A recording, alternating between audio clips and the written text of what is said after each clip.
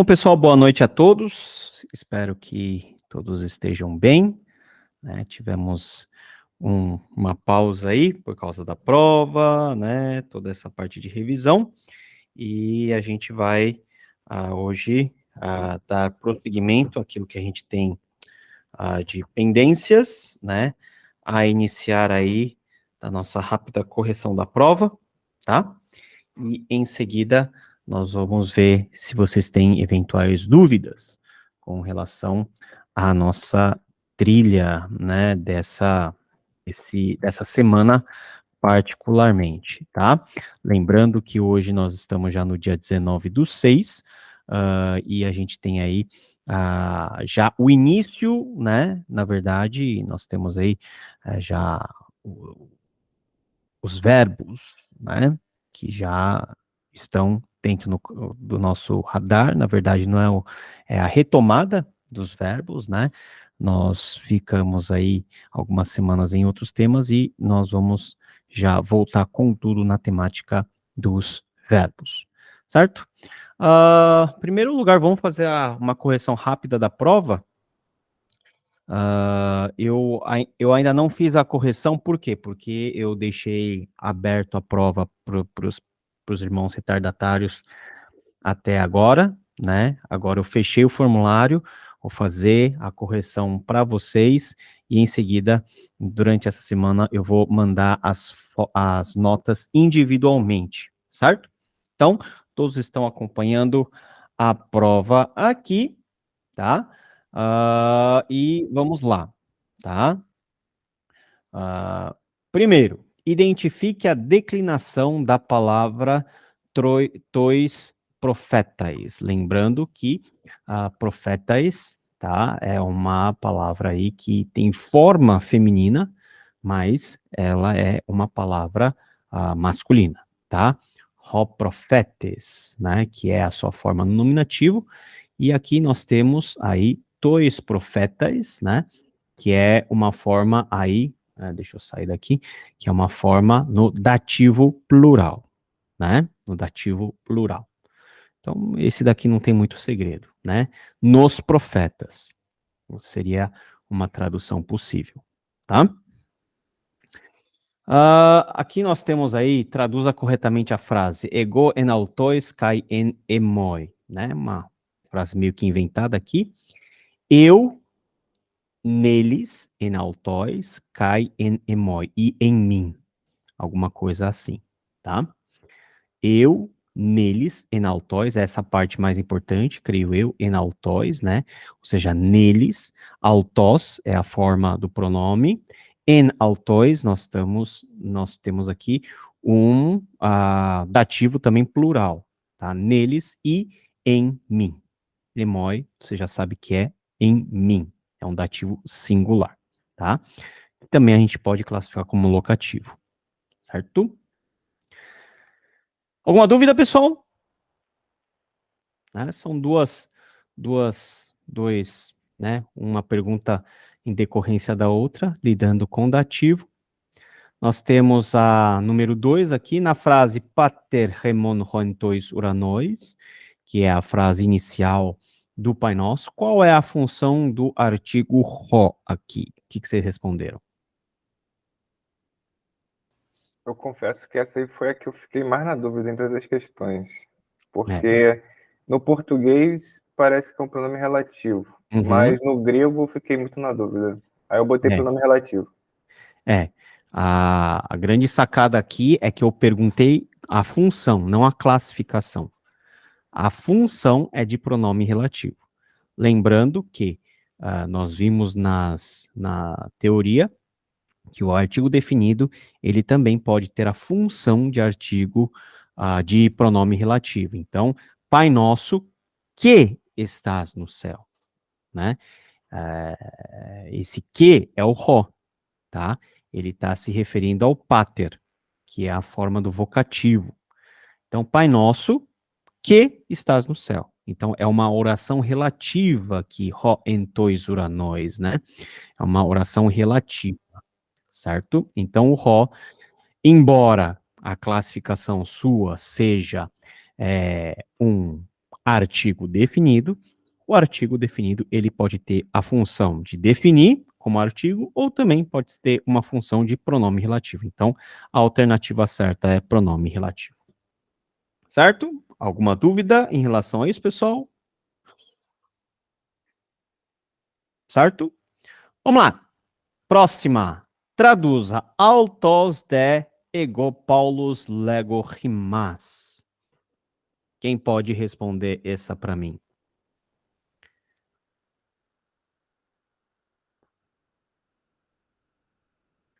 Né? Eu posso tentar, mas não sei, ó. Eu mesmo, Paulo, digo a vós. Isso, Digo. muito bem, muito bem. Altos aí tem uma função de quê? De ênfase, né? Então, eu mesmo, Paulo, né? Eu mesmo, Paulo, digo ou estou dizendo a vocês. Esse desce pode simplesmente traduzir como um e, né? E eu mesmo, Paulo, estou dizendo a vocês. Lembrando que aqui o autós, embora na classificação ele seja um pronome pessoal da terceira pessoa do singular masculino da segunda declinação, autós aqui tem uma função, né, de enfatizar o ego Paulus, ou seja, eu, Paulo. Então, qual que é a forma mais forte de falar isso? Ego autós, né? Autós de ego Paulo, eu mesmo, Paulo. Paulo tá, ele tá enfatizando a sua própria autoria, né? Aquilo que ele quer dizer. Tudo bem? Até aqui algum problema? Na verdade, essa frase é o próprio exemplo, né, que nós tivemos aí na própria teoria, e também é a mesma frase que está na gramática. Cláudia? Se eu traduzir somente sem o mesmo, só eu, Paulo, falo a vós ou vocês, não estaria também correto? Ou tem que ter Não, essa? não, porque o autós, você vai traduzir o que como? Tem que traduzir o autós, né? É eu mesmo. Uma coisa é falar eu, outra coisa é falar eu mesmo. Então, quando você coloca o eu mesmo ou eu próprio, aqui também é uma alternativa, você está dando uma ideia de ênfase, né? Você fala assim, fui eu. Não, fui eu mesmo que fiz isso. Dá uma tonalidade semântica diferente, certo? Ok. Aí nós temos a pergunta 4, que é uma pergunta legalzinha, né? Qual das alternativas melhor expressa a imagem? Tudo bem? Qual que é? Aonde que o homenzinho está? Eu acho que é o epituleontos, né? Epituleontos, né? A primeira alternativa. Epi, né? É o único que é sobre, né? Peri é em volta, né? Hipera, por, hipó, são preposições de dimensionamentos espaciais diferentes. Então, esse é fácil. Se você sabe epi mais genitivo é a ideia de espaçamento, né? De estar em cima, sobre alguma coisa. Tudo bem? Hiper, ele não serve, né? Não. Hiper é em cima, é sobre. É como se você tivesse o homenzinho voando em cima do leão, aí seria hiper. É em cima. É diferente em cima e sobre. Sobre é montado, é em cima. Tá? Ainda que sejam dimensões espaciais, vamos dizer assim, perto, né? Que quer dizer algo superior, uma coisa é superior em cima e outra coisa é superior em cima, tá? Assim, nos ares, alguma coisa assim. Bem? Lá, vocês notaram que nessa prova a gente teve algumas perguntas discursivas, né? Traduza. Repasileia reeme ukestin ectu cosmo tutu. Como que a gente pode traduzir isso? A tradução fica mais curta que o texto em grego, aliás. O que é rebasileia reeme? O meu reino não é deste mundo. Isso, Perfeito.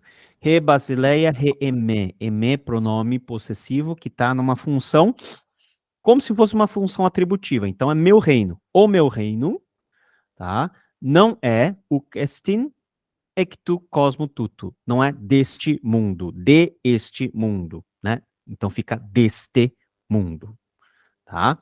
O meu reino não é deste mundo. Quem falou isso foi Jesus, né? O meu reino não é deste mundo. Tudo bem?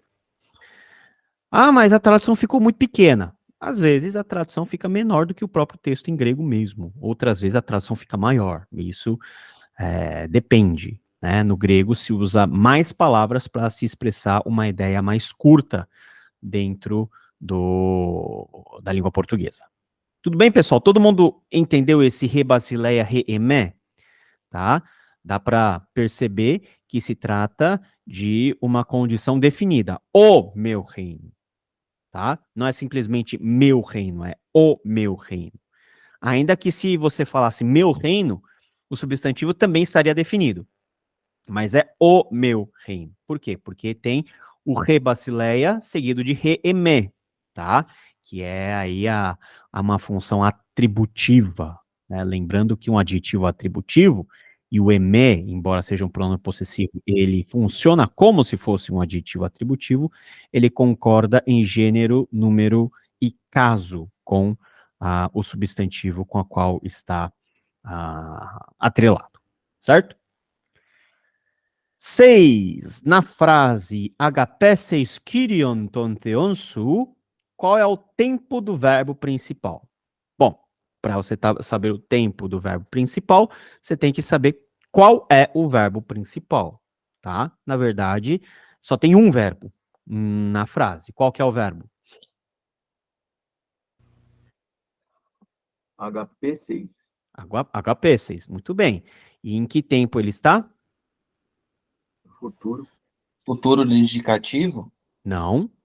Futuro imperativo, né? Errei. Imperativo. Amarás o Senhor teu Deus, né? É só você traduzir, né? O que é isso? É um imperativo, tá? É um futuro imperativo. Você sabe que é futuro por quê? Porque você tem o sigma aí, tá? É um futuro imperativo, tá? Não é simplesmente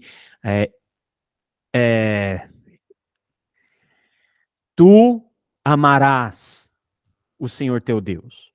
Jesus fala no contexto de um mandamento. E a gente já viu nas aulas que um verbo no futuro, né, e particularmente num futuro imperativo, ele é particularmente usado como ordem, como mandamento, que é algo um pouquinho distoante da língua portuguesa. Como você manda alguém fazer alguma coisa na língua portuguesa? Ame o Senhor teu Deus. Essa é a ideia. Tá? Ame o Senhor teu Deus. Mas esse mandamento, ele é expresso tanto no hebraico quanto no grego, na sua forma futura. Aliás, no texto em grego, imita-se aquilo que é o texto hebraico. Porque no hebraico, o futuro imperativo é um tempo utilizado para mandamento. Por isso que está tudo, né? Vocês nunca perguntaram por que não ter, não, não matarás. Mas por que o cara coloca no futuro e não no presente? Porque é a forma de se fazer um mandamento, de se declarar um mandamento na língua hebraica, que ela é traduzida como tal no contexto grego. Então, HP6, né? Amarás, ame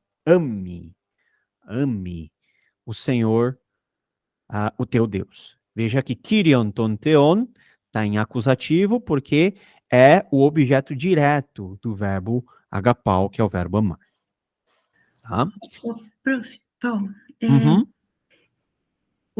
a forma é igual do futuro do indicativo, né? Uhum. Eu só sei pela tradução, é isso? Você sabe pela tradução. Só pelo contexto, assim. Tá, entendi. Eu Entendeu? errei essa. Mas nesse exercício específico, então, era o futuro Imperativo, Imperativo. a alternativa certa, né? Isso, é o futuro imperativo. Tá? Vamos lá. Próxima questão, traduza. Pistos rodulos. O que está escrito aí, pessoal? Qual que é a tradução?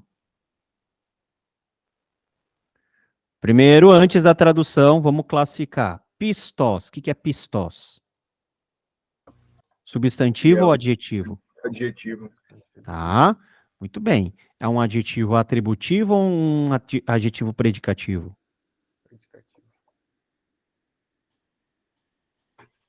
Predicativo? Eu acabei de dizer nas questões anteriores. É um predicativo ou atributivo? Vamos, pessoal? Predicativo, né? Tá, por que é predicativo? Porque não é acompanhado de... Oi? Não é acompanhado de artigo. Isso, porque o adjetivo predicativo nunca vai concordar em definição, tá? Então, só o adjetivo atributivo concorda com definição. E rodulos, que é o sujeito, é um substantivo definido. E pistós, ele está sem artigo. Então, quer dizer que ele é um adjetivo predicativo, ou seja, funciona como predicado. Então, qual que é a tradução?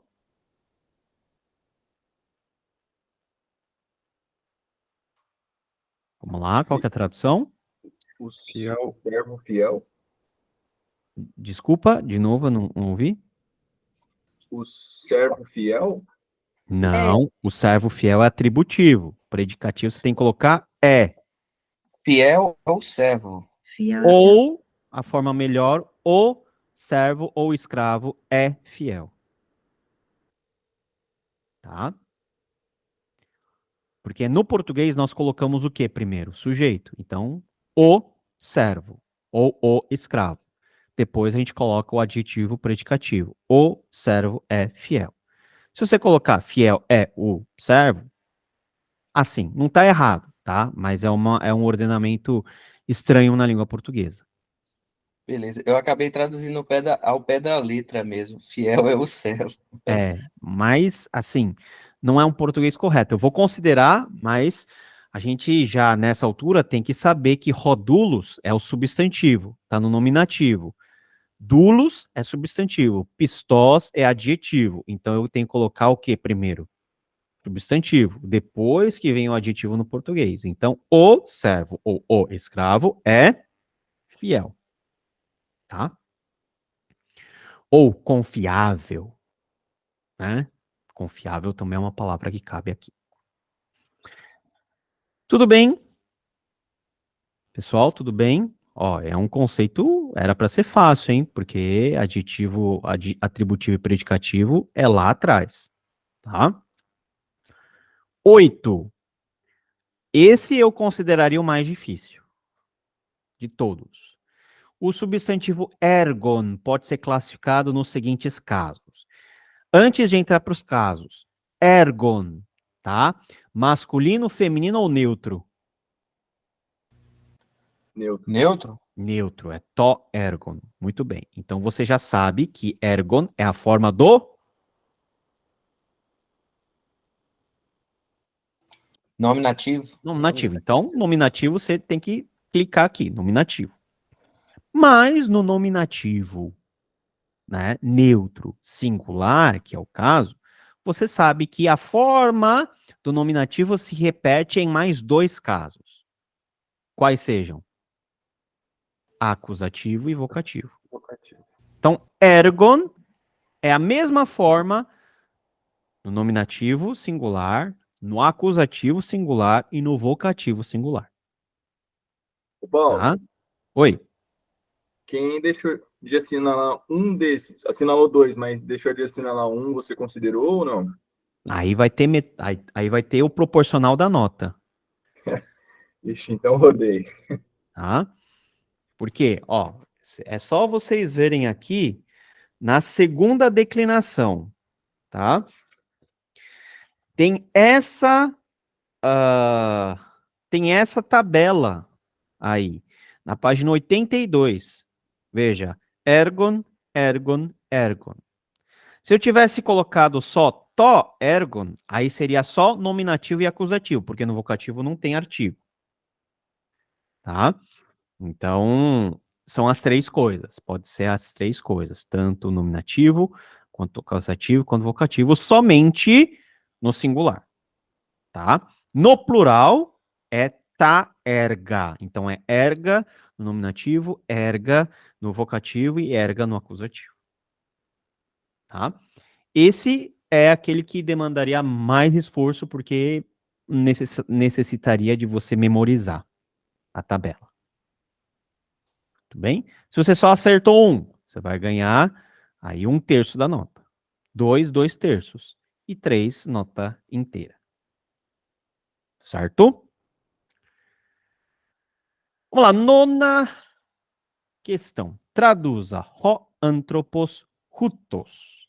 Vamos lá? Ho anthropos... Hã? Este homem? Este homem... Não tá faltando... Este homem... Que mais? Alguém... Este é o homem? Ele é o homem? É. A alternativa correta seria este ou ele, né? Pode ser, é o homem, né? O homem é este, também pode ser alguma coisa assim. Certo? Ô, Paulo, nesse caso não teria que ter o do verbo emi? O verbo Não é emi, necessário? ele é um verbo dispensável. Você tem verbo emi quando tem substantivo e adjetivo predicativo? Ah, não é necessário, né? Não é necessário. O emi, ele só aparece quando se quer dar a ênfase no próprio verbo ser. Tá? Então, tanto no grego, nas línguas, vamos dizer assim, mais antigas, o verbo ser, ele sempre é pressuposto em alguns casos, como nesse, por exemplo. Tá? Então, o emi, ele não vai aparecer. Na maioria das vezes, o verbo emi não aparece. Quando ele aparece, é porque se quer dar um destaque no próprio verbo. Tudo bem? É bom que essas questões de tradução sempre tem algum ponto que você pode ganhar. Se você traduziu homem, você já tem um ponto. Eu acertei sem querer isso daí. Você acertou sem querer? Você nem precisava ter falado para mim, então. Ah. Porque você acertou. Muito bem. Que se você falou que acertou sem querer, tudo bem, você acertou. O importante é a resposta que você coloca aí. E finalmente a 10ª questão. Vamos lá, traduza. Olha quanto exercício de tradução. Isso já vai encaminhando para a nossa segunda fase do curso, que vai ser uma fase mais de leitura e de tradução, com base em todos os conhecimentos que a gente tem de gramática até agora. Vamos lá, traduza. Arretu evangelio Iesu Christu riu Theu. Esse é o texto de Marcos 1:1. Como você traduziu? E esse texto a gente traduziu em aula, né? Em encontros passados. Alguém? Princípio do Evangelho de Jesus Cristo, Filho de Deus? Isso. Princípio ou começo do Evangelho, do Evangelii. Você tem aí um substantivo definido no genitivo. Iesu Christu é um nome genitivo também. Então, uma cadeia de genitivos, né? Princípio do Evangelho de Jesus, Filho de Deus. Tá? Filho de Deus aí é um aposto para Iesu Christu. Tudo bem, aí não tem muito segredo. Tá? Princípio ou começo ou início do Evangelho de Jesus Cristo, Filho de Deus. Muito bem? E aí, depois da correção, vocês lembram se vocês foram bem, mal, ou bem mal, as duas coisas? Ninguém quer se manifestar? Reverendo, eu acabei me atrasando um pouco. Se puder voltar na tradução da 3, foi uma das que eu fiquei em dúvida, por favor. Tá, autos de ego Paulus legohimas. E eu próprio, ou eu mesmo, Paulo, digo a vocês. Tá? Autós aí é ênfase, no caso. Ô, Paulo, qual que é a média Entendi. mesmo? Desculpa perguntar. Oi? A média é A quanto média de quê? para atingir Para passar? Ah, a isso? média da nota? Isso. Ah, tá. Pensei que você estava perguntando a voz média. Não. Ah, a média é 6. Ah, tá. Tá bom? Média é 6. Reverendo, eu acabei colocando nesse 3, eu coloquei assim, mas eu, Paulo, aquele que vos fala. Eu acabei colocando o de como mas. Na verdade não dá para saber, né? Porque precisaria de um contexto para você saber, para você ver se ele é um aditivo ou um adversativo, né? Pode ser as duas coisas, então eu vou considerar, Ok. tá? Mas é importante salientar que o de aí, ele precisa de um contexto maior. A gente traduz simplesmente por assim por traduzir, mas pode ser como o Pablo falou, pode ser mas também. É uma partícula que vai depender do contexto para a gente traduzir ou por ou por mas. Então é uma palavrinha que pode ter dois sentidos completamente antagônicos, dependendo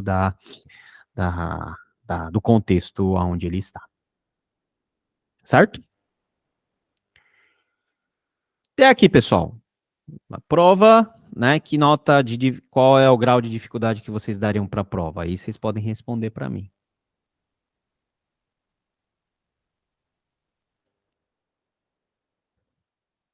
Tava muito difícil, tava ruim, como que é? Eu acho que eu me embananei e, tipo, umas 3 questões por achar que era pegadinha. E não era pegadinha. Ah, Pelo menos umas 3. eu já disse na primeira prova que eu não faço pegadinha. Sabe por que eu não faço pegadinha? Porque dá trabalho fazer pegadinha. Dá trabalho. As perguntas são diretas, não tem pegadinha, não. Às vezes, o texto é meio truncado, aí você se embananana por causa da estrutura do próprio texto. Uhum. Mas não era para ter pegadinha. Se teve, foi sem querer. Quanto a isso, eu tenho uma dúvida. A questão, ela tinha 10 ou 11 questões aí, porque... Tinha 10 questões e a primeira questão era dividida em duas partes, né? Ah, sim, Que a ok. primeira questão e a que vem depois, ambos trabalham a ideia do dativo. Ah, ok. Tudo bem? Mas vocês sabem que aqui eu sou sempre generoso com as notas, então não fiquem muito preocupados. A não ser que vocês tenham colocado um negócio muito esdrúxulo, a gente vai sempre considerando sendo generoso para vocês. O importante, por meio das provas, é você medir como que está o seu nível. Então, por exemplo, pelo menos 2 questões lidaram com a questão do predicativo e atributivo, tá? Então, é alguma coisa que você tem que estar sempre ligado. O atributivo concorda com a definição, o predicativo não. Então, se você tem um substantivo com artigo definido e o seu correspondente sem o artigo definido, é muito provável que a tradução seja predicativa. Ou seja, tem o verbo ser e funciona como predicado. Dativo, por exemplo, né? As primeiras 2 questões envolveram dativo. O uso do artigo como pronome relativo, que é um uso que é bem frequente no Novo Testamento, são pontos importantes para vocês nunca mais esquecerem, tá? Porque às vezes você vai ver um artigo assim separado e não tem nenhum substantivo grudado. Então é batata, funciona como pronome relativo. E isso acontece com relativa frequência, tá? Muito bem, pessoal. Nós dobramos aí essa curva e estamos na continuação da nossa rota, na nossa trilha, certo? Na nossa trilha de junho, que é uma trilha especialmente voltada para verbos, e vocês vejam que tem aulas a menos. Por quê? porque os verbos demandam de uma velocidade um pouquinho mais vagarosa para a gente poder entender. Nós teremos esse mês de junho. Julho será mês de férias, tá? Julho será mês de férias. E, para você que está aqui e para os que vão acompanhar depois, é o mês para você, se tiver muito atrás, dar aquele gás para alcançar. Tá? Vocês vão ter um mês inteiro, até porque eu não estarei nem aqui no Brasil, né? A gente vai ter férias para todo mundo treinar, fazer de novo, né? Quem perdeu prova, né?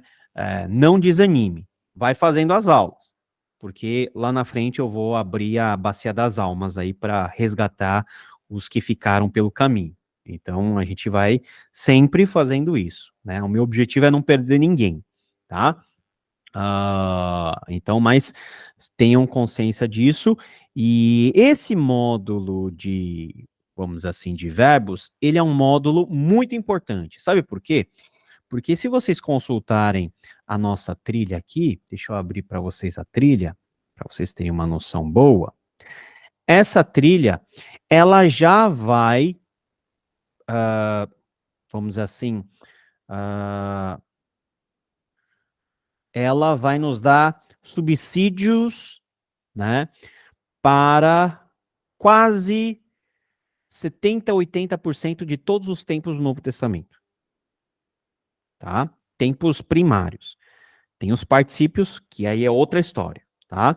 Mas nos verbos mais normais, ao chegarmos na aula 57, você já vai ter subsídios para conjugar 70, 80% dos verbos, de todos os verbos do Novo Testamento. Então, esse é um mês de um grande salto. Um grande salto também porque nós vamos investigar um tipo de verbo, um tempo verbal que é o mais frequente do Novo Testamento, que é o aoristo. Tá? Acho que na vida vocês ouviram uma vez falar sobre o tal do aoristo. O aoristo é um tempo que nós não temos na língua portuguesa. É um tempo genérico, pontual, porém genérico. Então é o tempo que mais se usa, né, dentro do Novo Testamento. Então serão 2 semanas aí investigando o primeiro aoristo do segundo aoristo. Aí você pode me perguntar, existe uma diferença semântica entre o primeiro aoristo e o segundo aoristo? Não.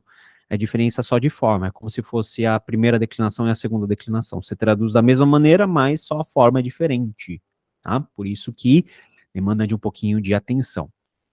Já no primeiro bloco, que vai da aula 49 até o 52, nós temos um tipo de verbo que é também são verbos, vamos dizer assim, bem frequentes, que são os imperfeitos, tá? Os imperfeitos aí, certo?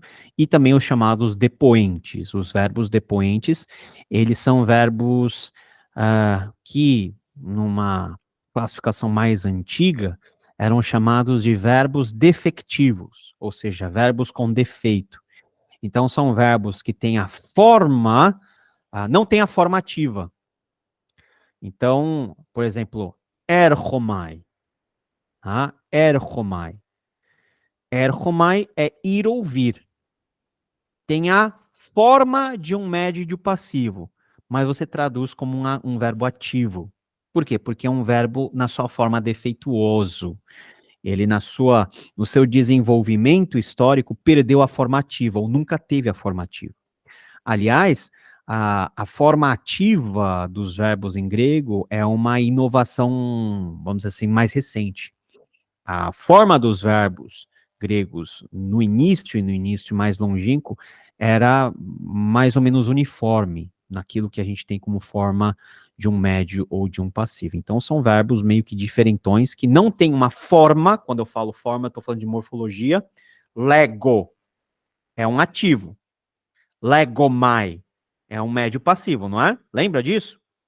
Então, os verbos depoentes são os verbos que não têm essa forma ativa, embora tenham no seu sentido um sentido ativo. Vocês vão ver, na verdade, já faz parte da nossa matéria passada, né? Vocês teriam que ter assistido essas 4 aulas. E aí vem o imperfeito, o emi, né, no imperfeito que tem uma conjugação diferente, e as correções das aulas aí 49 a 51.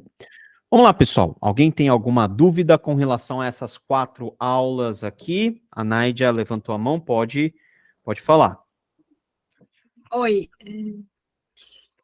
Tem, assim, alguma lista desses verbos? E, por exemplo, porque diz aqui no livro, né, que não são todas as pessoas e nem todos os casos que são conjugados. Aí tem como a gente saber quais são.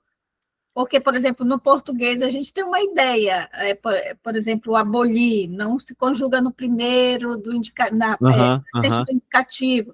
Aí, assim, desses verbos, a gente tem como ter essa informação de que caso e que pessoa não são conjugados? Olha, deve existir, porque um alemão em um determinado período da história deve ter feito isso, porque esse trabalho é coisa de alemão, né? Nenhum outro povo sabe fazer melhor do que os alemães, isso daí. Mas, que eu saiba, não. Eu nunca tive contato com uma lista assim. O que os professores sempre falavam é o seguinte: olha, você vai aprendendo conforme o carro vai andando, você vai aprendendo conforme, por exemplo, você vai procurar no dicionário, né?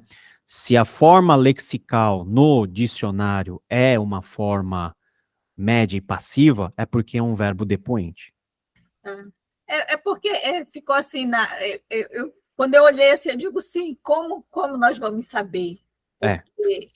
Como nós vamos saber, a resposta melhor que eu posso te dar é memorizando o vocabulário. Porque, você veja, lá na página 135, você tem vários verbos depoentes, que são esses que terminam na forma do médio passivo. Aperromai parece um médio passivo, mas na verdade ele é um verbo depoente, tá? Olha só, eu parto, tá? Saio, que é uma forma que você nem tem como colocar numa voz média ou numa voz passiva. Ele é ativo por definição. Você não vai falar eu sou saído ou eu me saí. Ele só tem Nádia, você tá vendo por que é um verbo defeituoso? Porque ele não tem toda a cadeia de definições, né? Por exemplo, que é um caso diferente, por exemplo, do terceiro verbo, que é o verbo apokrinomai, que é responder, né? Eu me respondo. Ok, assim, pode até ser que faça sentido, mas eu sou respondido, tu és respondido? Tu és respondido até vai. Tá vendo que de acordo com cada verbo você muda e tem uma impossibilidade, não é nem da própria língua grega, é uma impossibilidade da língua portuguesa em você traduzir literalmente. Isso. Por isso, então, poderia ser uma dica, assim, não tem no português, então provavelmente no grego... Não é uma dica segura. Não, né? Porque é tradução. E tradução, isso, você está limitado à língua para a qual você vai traduzir. Pode ser o problema da língua portuguesa e não da língua grega. Tá. Então, a forma como você sabe é memorizando.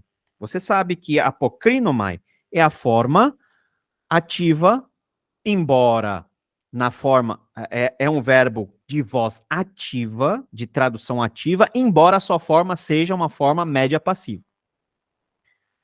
Apostelo, você vê que termina como um verbo normal. Então, apostelo não é um verbo depoente. Ginomai é. Aliás, ginomai é um dos verbos mais importantes, que é o verbo ser ou tornar a ser, se tornar alguma coisa, né?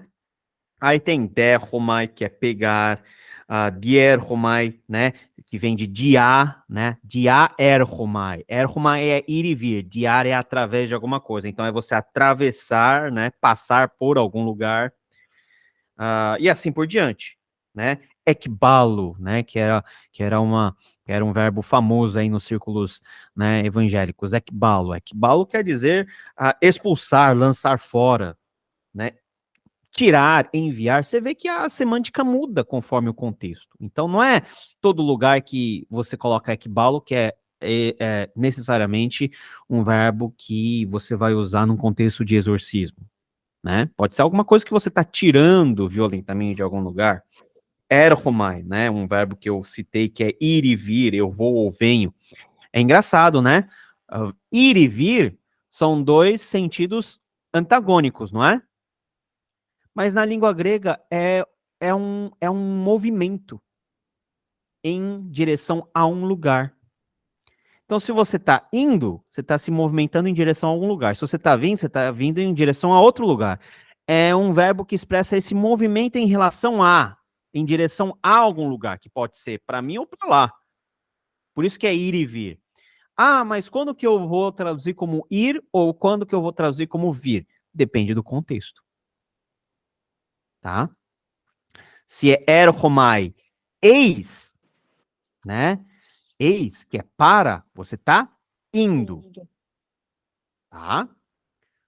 Essa é uma dica. Então, a preposição, ela tem as suas funções, né? Cláudia, pode falar. Na página 138, tem um quadro lá que tem esse que fala do aumento, do alongamento desses verbos aí. Aí o a ele alonga para o eta, né? Então Isso. a palavra ago fica egon, certo? Egon. Egon. Aí eu imprimi os slides que você fez e você incluiu um lambda, ficou Elgon. Aí, inclusive no vídeo, você pronuncia também. Mas é conforme o livro ou... Ah, então o slide deve estar errado. Ah, ok. O slide deve Ok, estar errado. eu O livro está conduzia. certo. Uhum. Porque às Ok. vezes você enfia uma teclada aí errada, né? Mas Ah, aí, ok. quando tiver divergente, é muito provável que foi erro de digitação. Tá bom. Aí, como tá no slide, você acaba lendo como tá, né? Tá bom, Mas aí obrigada. você considera o livro, tá? Ok, tá bom. Provavelmente eu confundi com a linha de baixo, quando você tem o el, né? Tem o lambda tá embaixo. Mas é muito importante vocês entenderem a questão do aumento, que é uma característica do imperfeito. Certo? Que é o tal do epsilon de aumento. Aí, quando você for procurar, todo mundo tem essa ficha aqui, que vem junto com a gramática. Se vocês procurarem pelo imperfeito, ó, tá na parte de trás, né? Imperfeito, tá? Você tem o radical e você tem o epsilon aqui na frente. Epsilon, primeira coluna, depois vem o radical. Aí você tem as terminações. Tá? Então, essa tabela é a tabela que você tem que carregar para todo lugar que você esteja vendo um verbo.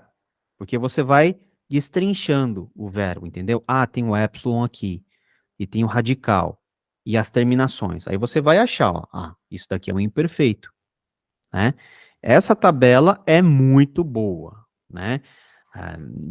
Assim, a gente sempre recomenda que vocês usem essa tabela, tá?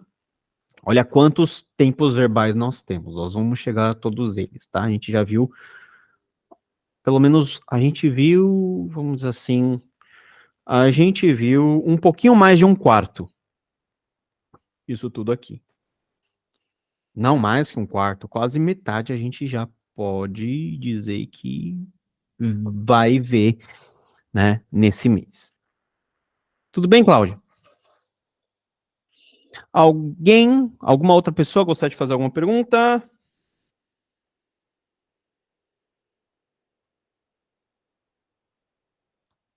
Então, vou dar uma dica, que era a dica que eu praticava quando estudava verbos e uma variedade muito grande de verbos. Numa folha, faça uma tabela extensa. Presente do indicativo ativo, presente do indicativo médio passivo, presente do subjuntivo ativo, presente do subjuntivo médio passivo, depois você tem futuro do indicativo, futuro do subjuntivo, futuro passivo a gente ainda não viu, né? Mas você vai ter agora imperfeito, Faz uma tabela assim e pega um verbo. Por exemplo, Lego. Lego, legues, legue, legomen, leget, lego, sim. Lego, my leg, aí você vai fazendo todo um esforço assim, com um verbo. Passa a semana inteira em um verbo só, fazendo esse exercício todo dia. Se você sabe de um verbo regular, você vai saber da maioria das ocorrências, tá? Alego. Como que eu coloco gama com sigma quando for um futuro? Aí você tem que ir lá na gramática e você vai ver que vira o quê? Vira um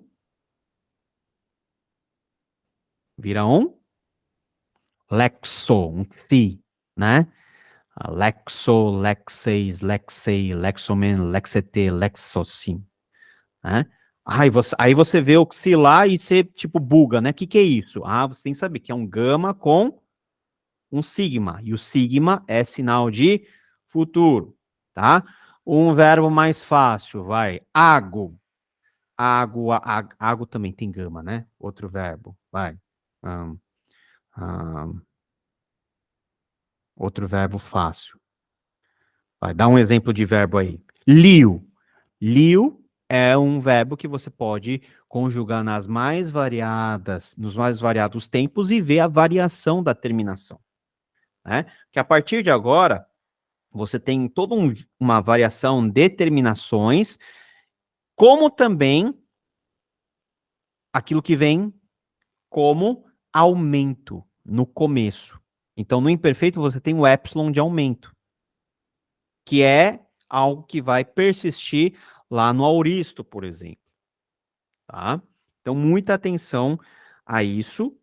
Você pode tentar fazer esse exercício, que esse é o melhor exercício para você fazer para que as formas das conjugações verbais não saiam da sua cabeça.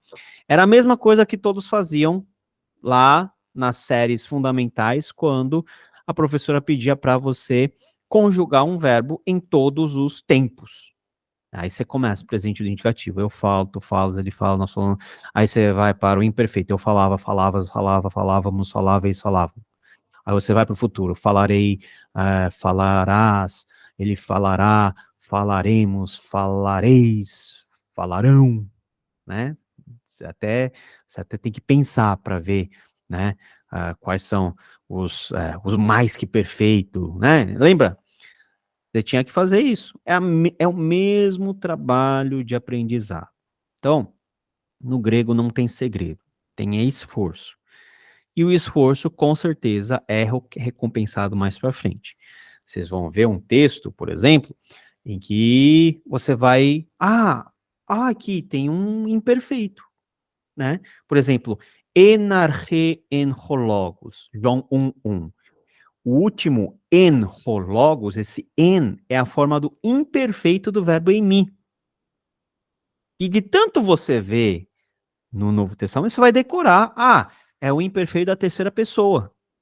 Por isso que no princípio era o verbo e não foi o verbo. Era, porque é um imperfeito. E no imperfeito, nós traduzimos geralmente como se fosse um pretérito imperfeito no português. E assim vai. Tem várias outras instâncias que você pode aí se aproveitar. Então, façam esse exercício, tá? Peguem as tabelas que vocês têm nos slides, que eu deixei mais coloridinho, destaca só aquilo, e vai juntando todos os tempos aquelas tabelas, vai colocando um do lado do outro, e você vai treinando. Hoje eu vou conjugar o verbo lio. Amanhã eu vou conjugar um verbo um pouquinho mais difícil, lego. Depois eu vou voltar para o lio, ver se eu sei. É assim, indo e voltando, é esforço, não tem outro segredo.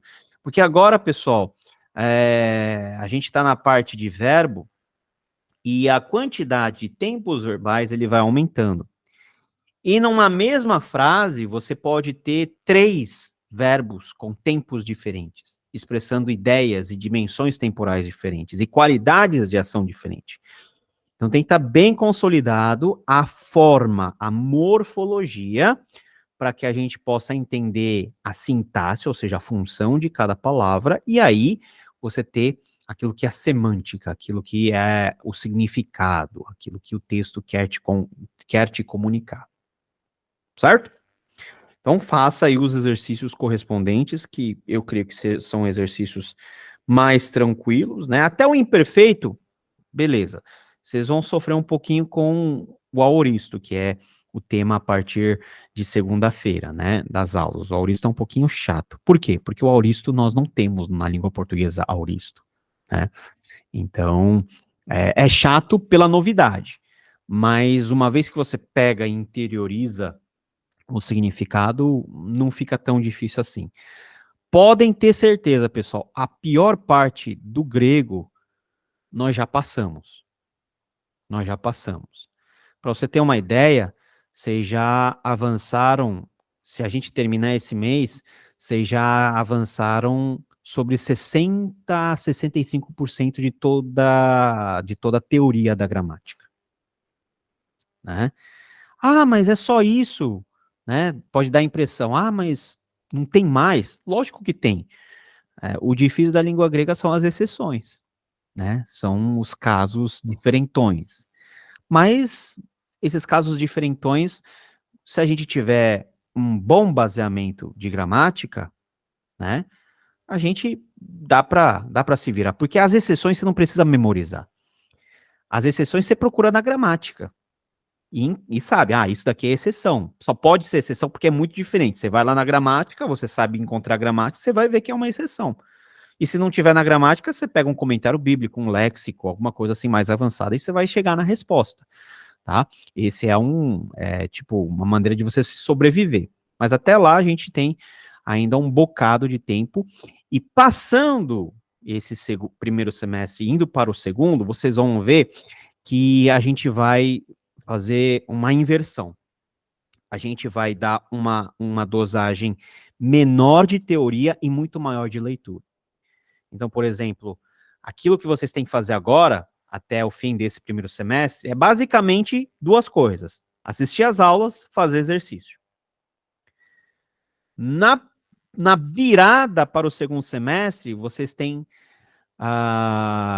talvez uma quantidade bem menor, com certeza, de matéria, mas uma quantidade um pouquinho maior de tarefa.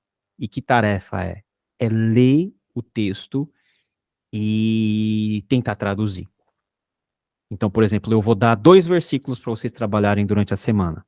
Vocês vão ter que ler, traduzir, classificar todos os verbos nas suas conjugações, e nos encontros o que a gente vai fazer? Cada um vai ler uma parte e cada um vai, né, responder o que eu perguntar. Por exemplo, eu vou perguntar para o Marlon: Marlon, o que é esse erchomai? Conjuga para mim, classifica para mim. Aí você vai falar: erchomai é um verbo depoente, né, que tem esse significado, mas cuja forma é um verbo médio passivo do presente, etc, etc, etc. É um verbo no imperfeito ativo da terceira pessoa do singular do verbo em mim. E nisso a gente vai construindo uma rotina de leitura um pouquinho mais aplicada, que é o mais perto daquilo que vocês vão ter na rotina da vida real, que é pegar um texto e tentar traduzir. Lá, Wellington? Pelo que eu estou entendendo, Paulo, no segundo semestre a gente vai entrar mais numa questão exegética, né? Ainda não. Exegese é o passo depois. Nós vamos entrar mais na questão de tradução. Tradução, assim, a exegese começa com a tradução, vamos pensar assim. Mas a exegese envolve muitas outras coisas que não só a tradução. Entendi. Entendeu? Mas a gente vai dar o pontapé inicial, com certeza. Então, não será necessário assistir aquelas aulas dentro da plataforma? Na parte não, vai ter aula para assistir. O que eu estou falando é que a quantidade de aulas teóricas será menor. Não, eu digo da parte de exegese mesmo. Do curso de exegese? Especificamente sobre exegese bíblica. Não. Tá. se quiser assistir, pode assistir, porque é um conteúdo aberto para vocês. Uhum. Mas vai ser um trabalho mais de leitura e tradução, Ah, tá. tá? A gente vai pegar textos fáceis no começo e textos um pouquinho mais trabalhados, mais para o final do curso, quando a gente já tiver aprendido, por exemplo, os particípios. Aí a gente vai para textos de Lucas, né, algumas coisas do apóstolo Paulo, né, a gente vai trabalhando. Mas, assim, a gente já está no apagar das luzes do primeiro semestre, e eu posso dar a certeza absoluta para vocês que vocês, no primeiro semestre, vão passar pela parte mais difícil. Depois, assim, é como se estivesse chegando no cume da montanha, né? Depois, você vai, assim, não é que você vai descer, mas você não vai ter mais grandes altitudes para você subir, né? Só se você quiser se aprofundar mais para frente, certo? Alguém aqui ainda tem alguma pergunta nesses minutos finais aí? Então, bora, pessoal, bora, não desanimem, que vocês avançaram muito, vocês não têm ideia do quanto vocês avançaram, né, de conteúdo, né? Quer ver quanto vocês avançaram? Isso dá para ver no livro. Se a gente terminar esse mês, né, nós vamos estar perto da lição 21 na gramática. E se você for ver, tirando toda a parte de anexos que a gramática tem, você passou da metade. Tá? Passou da metade. Passar da metade é uma conquista muito grande, tá? Porque para chegar nessa metade, só vocês sabem o quanto vocês ralaram, né? E ainda vai ter que ralar mais porque não pode esquecer aquilo que vocês estudaram até agora. Tudo bem? Não desanimem, hein? Tamo junto aí e vamos nos falando. Se nós não tivermos nenhuma dúvida aí, eu gostaria de encerrar com uma palavra de oração. Vamos orar? Senhor Deus, muito obrigado por essa noite em que mais uma vez nós estamos juntos para estudarmos a língua grega. Obrigado pela prova, obrigado, Pai, por esse novo mês, cujos desafios são grandes. Vamos aprender sobre vários tempos verbais. Que o Senhor abençoe todos os nossos irmãos, que o Senhor deles, ó Deus, entendimento e discernimento, para que possam assimilar bem o conteúdo tratado, com a finalidade de conhecer a Tua palavra melhor, de dominar o grego do Novo Testamento. Nos dá uma semana, Senhor, abençoada de paz, é o que nós te pedimos em nome de Jesus. Amém. Pessoal, boa semana para vocês e nos vemos na próxima semaninha, que vai ser o nosso último encontro desse primeiro semestre. Beleza? Grande abraço a todos. Um abraço, boa noite. Abraço.